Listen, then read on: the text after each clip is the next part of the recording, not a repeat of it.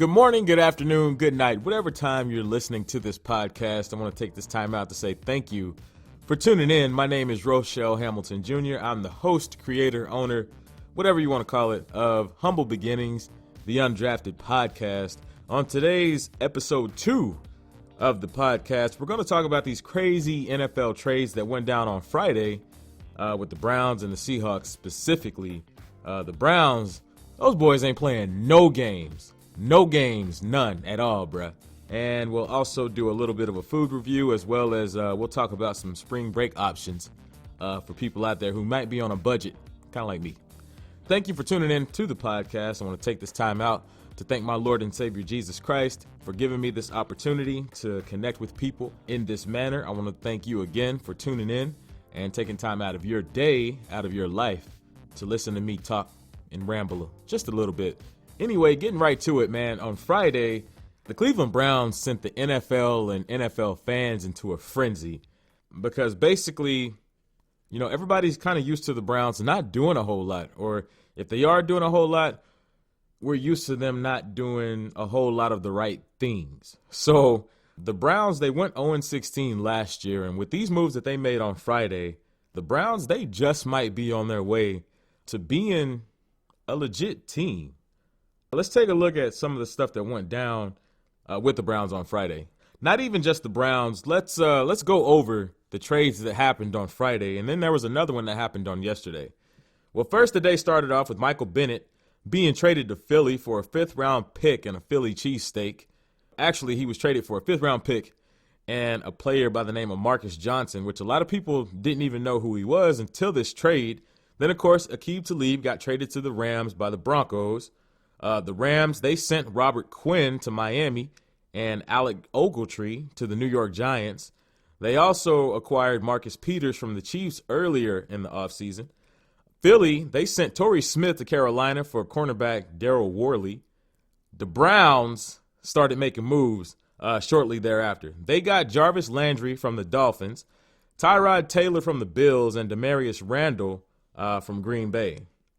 Then we also learned that Seattle, they're listening to offers for Earl Thomas, which is it's not surprising, but it is, because you just see Seattle dismantling the Legion of Boom, which was a defense that basically terrorized every offense they went up against over the last 7 seasons. And then, in the course of all this, everybody kind of forgot that Alex Smith was traded to the Redskins earlier in the season, which set the whole Kirk Cousins thing in motion, which that was already in motion, but that accelerated it. Then the Packers turned around and traded for Deshaun Kaiser from Cleveland. The Browns turned around and traded defensive tackle Danny Shelton and a 5th-round pick to the Pats in return for New England's 3rd-round pick in the 2019 draft. Now, the Browns, the Browns are interesting because they went 0-16 last year. People really didn't think they were going to do a whole lot. Well, they fired Sashi Brown, of course, in December, and then they hired John Dorsey.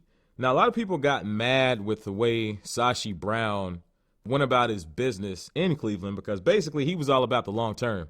And Sashi Brown basically wanted to throw the 2016 and 2017 seasons to the wind and really stockpile draft picks in the long term to build his team in the long term. Fans didn't really like that approach. Ownership loved it, and then they decided one day they didn't. So they fired him in December 2017.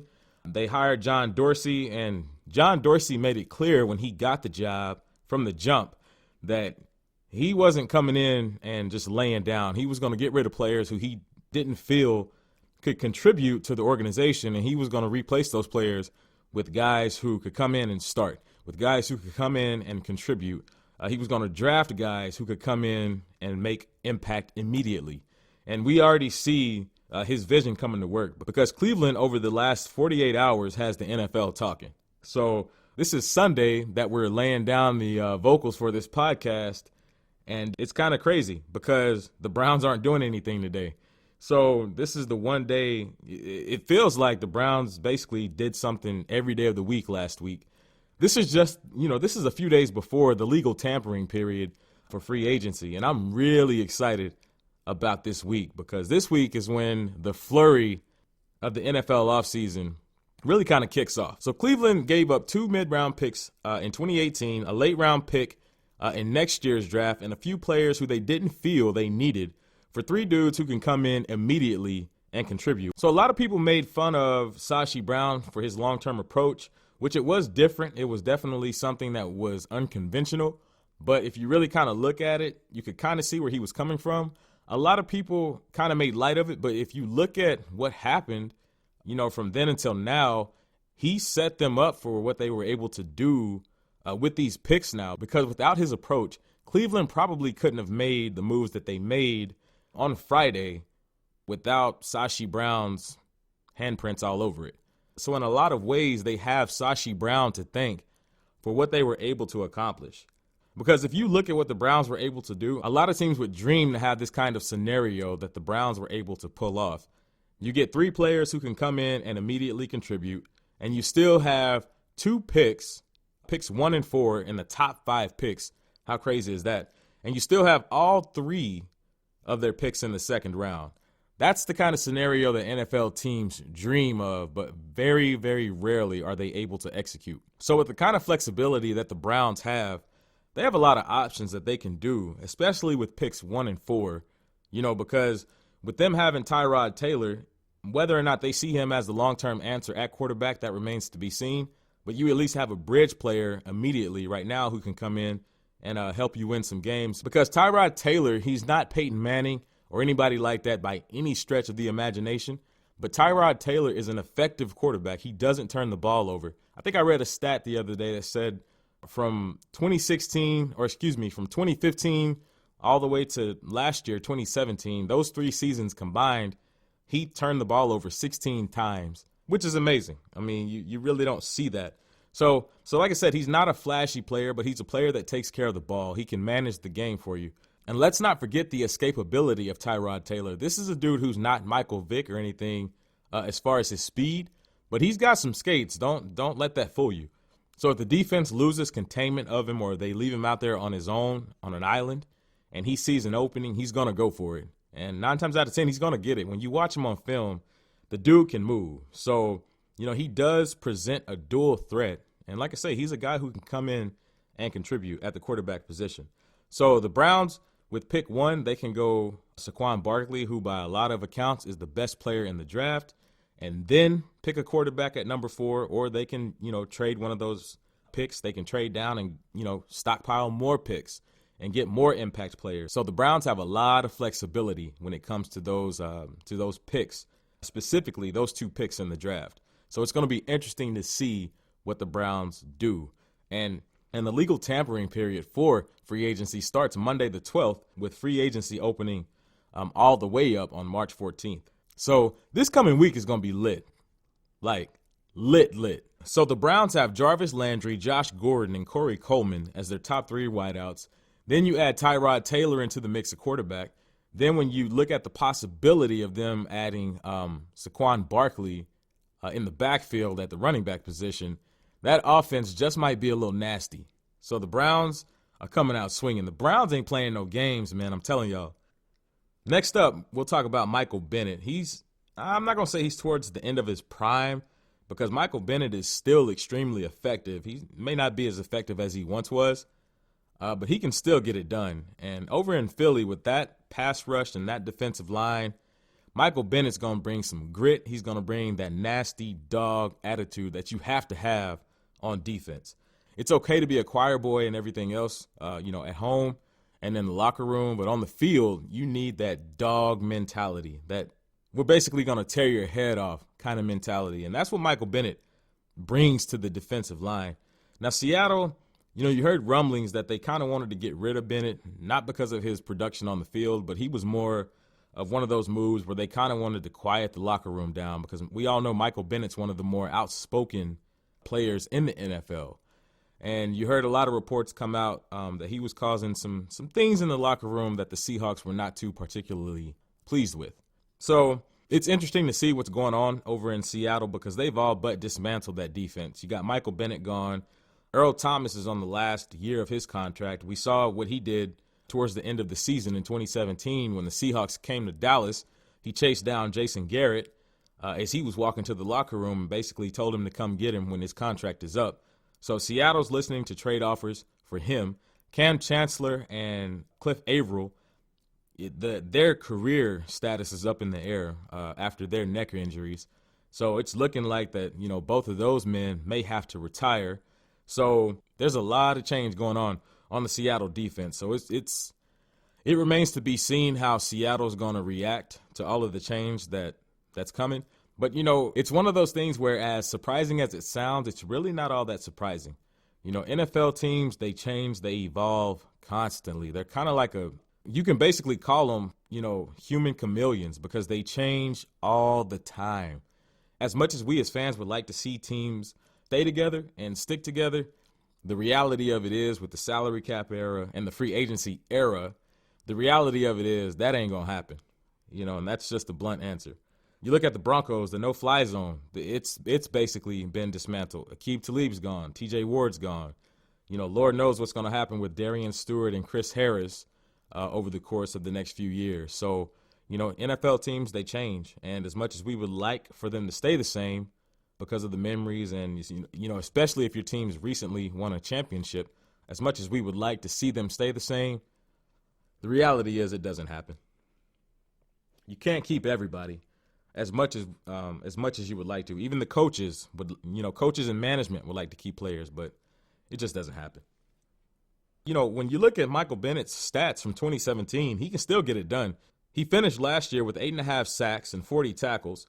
So in some people's mind, he might be declining, depending on who you ask. But either way, Michael Bennett is still a very effective player. And he'll go a long way in that Philly pass rush. He'll go a long way in that locker room. I mean, I don't see Michael Bennett changing who he is just because he changes jerseys.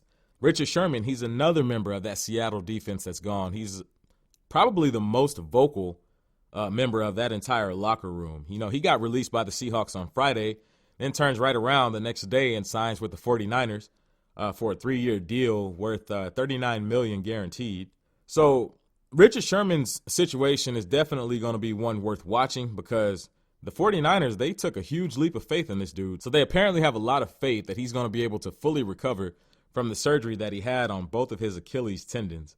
So this is going to be something that's worth watching. Now, of course, the question when a player's coming back from injury, especially when it's injury kind of like the one he's coming back from with his Achilles, the question is, how will the player's bodies respond and how long is it going to take? Reports say Sherman might be able to go by June, but it's kind of it's one of those things where it's always up in the air because everybody heals different. Some players heal faster, some players heal slower. But with this kind of contract that Richard Sherman got from the 49ers, that tells me that John Lynch and Kyle Shanahan, they see a lot, and they see a guy who can come in and immediately be a leader. We say Michael Bennett is an outspoken player, but Richard Sherman makes Michael Bennett look like a choir boy in a lot of cases. Richard Sherman, if you remember back in the 2013 season, in the NFC Championship game when he went off about Michael Crabtree and, that's what happens when you put a sorry player on me and da-da-da-da-da. That's when Richard Sherman basically made his name known to the world. And ever since then, Richard Sherman, he hadn't stopped talking. So we see Cleveland ain't playing no games. Seattle ain't playing no games with their rebuilding and remolding of their defense going on over there in the Pacific Northwest. And we'll see just how much Jerry Jones will be paying Dez Bryant in 2018, if he's going to be paying Dez Bryant at all. Because so far, by all accounts, Dez Bryant is saying he ain't taking no pay cut. And I know that's terrible English, but in essence, that's what Dez Bryant is saying. So I, for one, I don't like the Cowboys. My dad loves the Cowboys, but I like to keep up with the NFL. So I want to see what happens with this situation. Personally, I think Dez is posturing. I think he's going to eventually take the pay cut. I don't see Dez, playing anywhere else because Dez doesn't have it anywhere else like he has it in Dallas.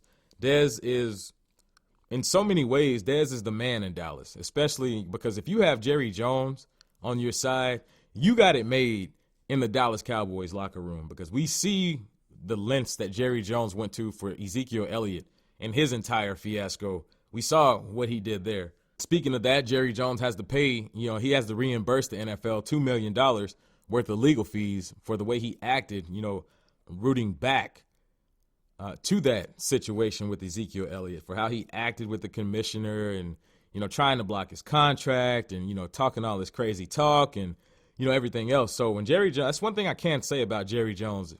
If Jerry Jones is in your corner, you got a fighter for life. So it's going to be interesting to see what Jerry and Dez hammer out with this deal. A lot of people threw out the idea of Dez maybe moving to the slot because his skills are declining. Me personally, I think Dez has to hone his craft just a little bit more before he can move into the slot. Dez hasn't posted 1,000-yard receiving season in the last 3 seasons. So, when you're putting up numbers like that, when you're getting his kind of salary, something's going to have to give. I remember when DeMarcus Ware, when Dallas stepped to him about taking a pay cut, he was willing to take a cut, but he wasn't willing to take the kind of cut that Dallas was wanting him to take. But the difference with DeMarcus Ware's situation and Dez's situation, DeMarcus Ware was still putting up numbers. He was still producing. DeMarcus Ware, he was still playing at a high level. And, of course, we all know what happened. Dallas they didn't come to an agreement on the amount of money that Ware was asking for, so they let him go. And, of course, he wound up in Denver and, goes and has, some really good seasons up with the Broncos. And, of course, he won Super Bowl 50 with them back in 2015. 2016 was not a good year for him. The back, he's had a history of back issues. His back flared up plenty of times in 2016, and ultimately Ware hung up his cleats last year. But that's the difference between Dez Bryant and DeMarcus Ware. Dez Bryant hasn't been putting up numbers like he was. And I'm not even so much sure that Dez Bryant is 100% of the problem. I think part of the problem is Dez and Dak are just not – they don't have the same chemistry that Dez Bryant and Tony Romo had. So, when Tony Romo was under center, Dez Bryant was catching balls all over the place. He was throwing the X. Throwing the X up. Every time you looked up on the screen, Dez was throwing up the X. He's putting up 1,000 yards receiving, like it was nobody's business. It was like eating a bag of chips. And, he's just not the same player anymore. So that's going to be another situation to watch in the Dallas Cowboys locker room. We'll see what Dallas decides to do. We'll see. They haven't done anything so far as trades or anything like that.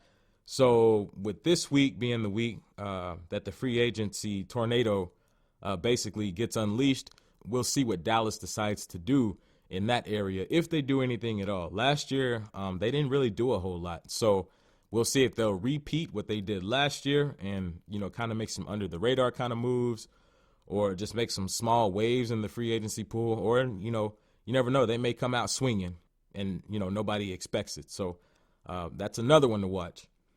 We're going to switch gears completely and totally right now. Now, we've been talking about football over these last few podcasts. And, of course, when you watch football, you get hungry. And when you get hungry, you like to eat. And if you like me, you love pizza. Like, pizza is my favorite food. Like, I swear I'm part Ninja Turtle when it comes to pizza. Like, I love pizza. And if you're in the DFW area, you got to check out this place called Serious Pizza in Deep Ellum. This place, I ate there last weekend with my buddies Maurice and Kyle. And let me tell you, this place is kind of like a little hole in the wall. I won't lie. So when you go down there, it might throw you off because it doesn't look like a whole lot, to be honest with you. But, they had my heart because whenever you walk in, there's a painting of the Ninja Turtles' hands all grabbing at a pizza. Then there's another painting of a baby Ninja Turtle, like maybe 20 feet away from that one. So my interest was piqued, as it is, because if you know me, you know I love the Ninja Turtles. Anyway, back to the pizza. These pizzas are huge. These pizzas are absolutely huge. The medium at this place is 18 inches across. The large, which is what me and my homies had, the large is 24 inches across, which of course is 2 feet. And the extra large is a mind-boggling 30 inches across. It was funny because when I was reading the reviews before I went up there, I saw a video of a guy trying to get a 30-inch pizza in his Ford Escape, and it wouldn't fit. And I used to drive a Ford Escape. So of course, it's an SUV. So the fact that this pizza can even fit in this SUV tells you how big this pizza is. It's New York style pizza, so the slices are huge. But the pizza, I'm just going to tell you, the pizza is amazing. Now, like I say, it's a hole in the wall type of place. So when you pull up, You might be tempted to walk by it because it doesn't look like a whole lot, but let me tell you, the taste is a whole lot. And the wait, you can always tell when a place has really good food when you walk up and there's a line. And when we went, we waited in line about 15 minutes. And it took us about an hour to get our pizza. But let me tell you, that wait was worth it. Because we got, I think it was called the Big Meat or the Meat Lover, whatever it was called. It was pepperonis and ham and sausage and beef. And if you love meat, this pizza was your dream. And man, when I tell you the sauce was good, it was perfectly cooked. And they cook it in one of those ovens. It had like a smoked taste to it. It was like a brick oven taste almost, man. Well, let me tell you, that pizza was amazing. Trust me when I say I will be back. So if you're in the Dallas area, especially if you live close to downtown or if you're in Deep Ellum, go check out Serious Pizza. You won't regret it. I promise you. Spring break is coming up, of course. Well, actually, spring break is going on right now for a lot of you out there. So if you didn't go out of town or if you don't have a lot of money, kind of like me, we're in the same boat. There's a lot of stuff to do in the Dallas-Fort Worth area. The Fort Worth Museum of Science and History, they've got a great spot to take your kids during the break. Or if you don't have kids and you just want to go out and get kind of educated on your spring break, it's a great way to do it. It doesn't cost a whole lot. They've got an Omni Theater. They've got a few exhibits going on in that Omni Theater, so go check it out. The Dallas Museum of Art, they've got a spring break program that's going on, and they're free from the 13th through the 16th, and the best price ever is free. You can't beat free no matter what it is. Legoland, they've got the Legoland Discovery Center here. It's another good spot that you can take, especially if you have kids. They've got some interactive games that mix like ninja skills with Legos and all kinds of craziness. Kids will love that. And who doesn't love Legos unless you step on one? I know a lot of you out there who have kids. You already know what I'm talking about. I don't have kids, but I've stepped on a few Legos in my lifetime, and it sucks. They've got the Color Run, which has exploded in popularity over the last few years. There's some of those going on. If you've seen or heard of those, especially if you're on social media, a lot of my friends participate in these color runs, and they look like a lot of fun. I've never been in one, but they look like a lot of fun. You get drenched in different colors at every kilometer during the run. So, you get to get your heart rate up. I think it's even for charity, and you get to get dirty while you're doing it. So you can't beat that.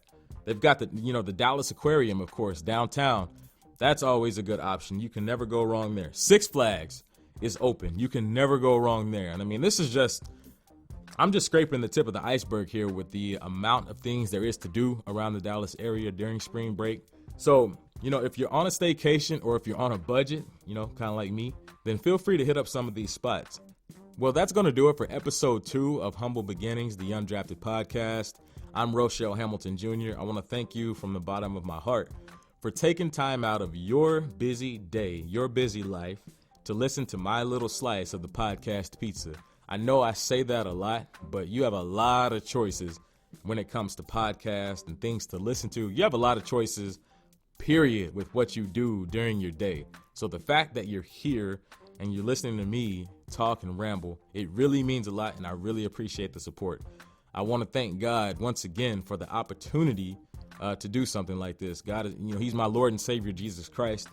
And I want to thank him for the opportunity to do this. I'm having so much fun. I'm learning a lot in the process. So like I say, this was a leap of faith, taking it and running with it. So that's the end of the podcast. Tune in next week for episode 3. We'll do more football talk. We'll talk more food and more random stuff because I'm a random guy, as you will come to find out if you don't already know me. So thanks again. Be safe. Don't text. Don't drive. And God bless.